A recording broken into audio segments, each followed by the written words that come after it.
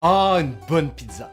On dirait qu'elle est devenue le symbole par excellence de la standardisation et de la globalisation de la nourriture au 21e siècle.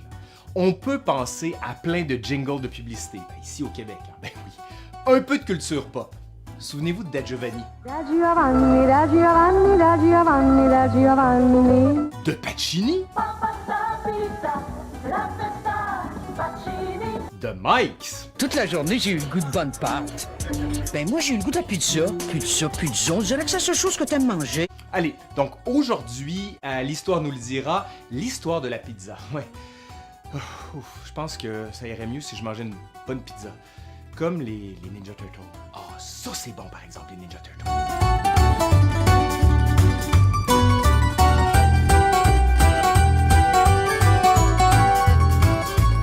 On peut manger de la pizza pratiquement n'importe où. Italienne au départ, puis italo-américaine, elle a su conquérir le monde pour s'intégrer à la culture du fast-food avec des déclinaisons moins heureuses, hein, comme la fameuse pizza hawaïenne. Ouais, je sais qu'il y en a beaucoup qui aiment ça parmi vous, là, mais vous êtes juste pas bien. Il y a aussi la pizza avec la croûte fourrée de fromage. Hein. Pas sûr hein, non plus celle-là. Entre les intégristes de la pizza et ceux qui sont prêts à tout mettre dessus, même des frites ou du foie gras, la pizza est et demeure un remarquable exemple de mondialisation gastronomique. Mais pour savoir comment tout ça s'est déroulé, il faut revenir en arrière. Hein. Je ne sais pas si vous avez compris, mais c'est comme le concept de la chaîne. Mais en décembre 2017, ça c'est pas très en arrière, l'UNESCO introduit dans son grand registre du patrimoine immatériel de l'humanité l'art du pizzaiolo napolitain. Sauf que la pizza, est-ce qu'elle est vraiment italienne? Le terme pizza serait apparu en 997. Il viendrait d'un terme allemand biseau qui veut dire morceau de pain. Et pour d'autres encore, ça vient du pita, qui signifie une espèce de galette. Là. Mais tout ça, bien sûr, est contesté, parce qu'on s'engueule toujours sur l'origine des plats. Souvenez-vous de la poutine. Mais attention, avant le mot « la chose », parce qu'en effet, quand on regarde le menu de l'Égypte, de la Grèce et de la Rome antique, on retrouve des plats dont la composition et la cuisson s'apparentent à notre pizza. Au 16e siècle, les traces les plus évidentes commencent pendant à apparaître. Le mot pizza est présent dans le dialecte napolitain au 16e siècle, mais désignait une pâte nue, simplement badigeonnée de matière grasse.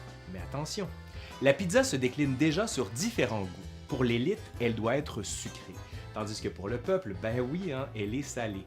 Donc, nous mangeons de la pizza du peuple. Peuple de tous les pays, unissez-vous autour de la pizza. Ça ferait un bon slogan politique. Je suis sûr que tout le monde serait d'accord. Sauf la gang qui aime la pizza hawaïenne. Vous êtes juste pas bien.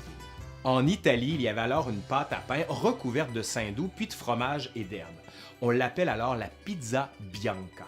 Mais il manque quand même l'élément clé de ce qui constitue aujourd'hui la pizza, la tomate. On l'oublie souvent, mais la tomate, elle n'est pas européenne, mais américaine. On la découvre là, lors des grandes explorations qui se déroulent entre les 15e et 16e siècles.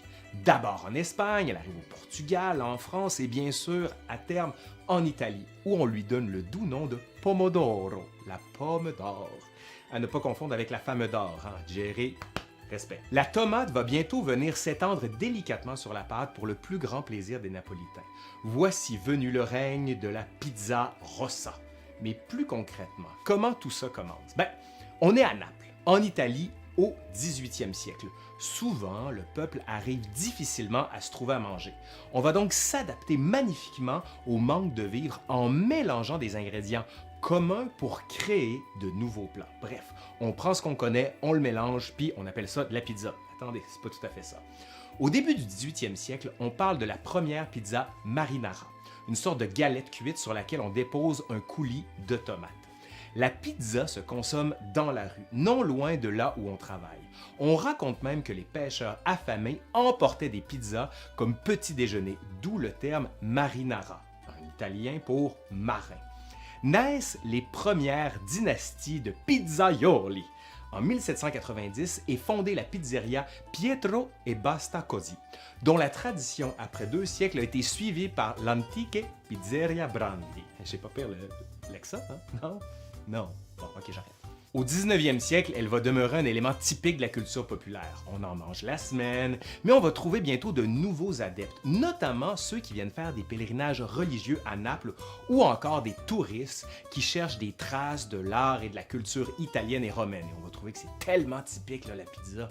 À cette époque, tout est déjà en place. Le four à bois, le comptoir de marbre où la pizza est travaillée, l'étagère exposant les ingrédients qui servent à composer les différents types de pizza, les tables où les clients dégustent, le comptoir extérieur où les pizzas sont vendues aux passants. Tout est déjà là. Mais la pizza allait bientôt connaître ses heures de gloire.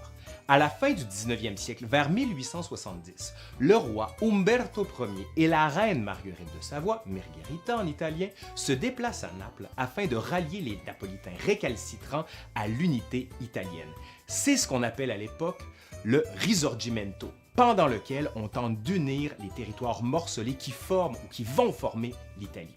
La reine Margherita veut alors goûter à une pizza. On lui en a déjà tellement parlé, elle en veut une. On lui apporte donc une pizza aux couleurs du drapeau italien. Basilic pour le vert, mozzarella pour le blanc et tomate pour le rouge. Elle est séduite et la pizza est baptisée Pizza Margherita et en son honneur par le pizzaiolo Raffaele Esposito. La pizza va ensuite suivre les routes des immigrés italiens qui arrivent massivement en Amérique à la fin du 19e siècle. Elle était alors vendue dans les rues des quartiers italiens, dans des villes comme Philadelphie, Chicago et bien sûr le haut lieu de la culture italo-américaine, New York. D'abord nourriture de rue, elle se sédentarise dans les années 1940 et bien sûr va s'adapter au goût des Américains. Et c'est ainsi par exemple que la pizza napolitaine se transforme en Chicago Style Pizza, où il y a une garniture abondante et épaisse répartie en plusieurs couches. La pizza est ensuite disponible dans les cafés et les épiceries, mais elle reste uniquement cantonnée dans les quartiers italiens. Et jusqu'à la Seconde Guerre mondiale, et là ça va changer. À cette époque, les soldats revenant d'Italie ont goûté à ce plat-là et se disent « Mon Dieu, mais qu'est-ce que c'est que ça? J'en veux! » Et à leur retour au pays, ils se rendent compte, il y en a déjà, il faut juste aller la chercher. Et voilà comment la pizza sort des quartiers italiens pour aller partout en ville. On assiste peu à peu à la pizzafication du monde. Tous les grands quartiers touristiques des villes possèdent plusieurs pizzerias. Sans doute que tout ça est lié à l'américanisation de la pizza, qui va en faire un produit d'exportation. Un exemple, la chaîne Pizza Hut, qui va généraliser la pizza type américaine, composée d'une pâte à pain plus classique et plus épaisse. Aujourd'hui, la chaîne est présente dans 86 pays et vend avec 12 500 points de vente. Elle devient un des facteurs d'uniformisation du produit.